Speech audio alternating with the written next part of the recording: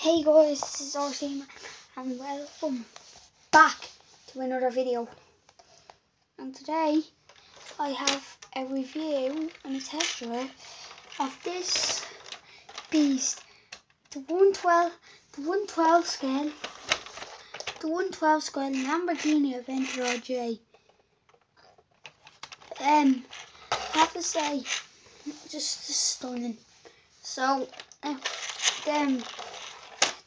the spoiler, as you can see, is a bit rubbery, but based off carbon fibre, so couldn't get any better. The wheels still carbon fibre, and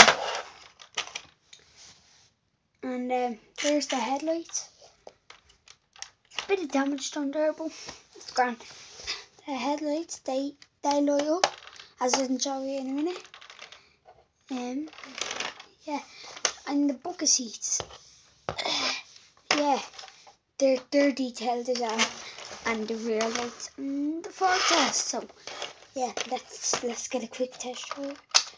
The batteries aren't fully charged in this, so please put a thumbs up to this video, or if you don't. Okay, as you can see now, let me see.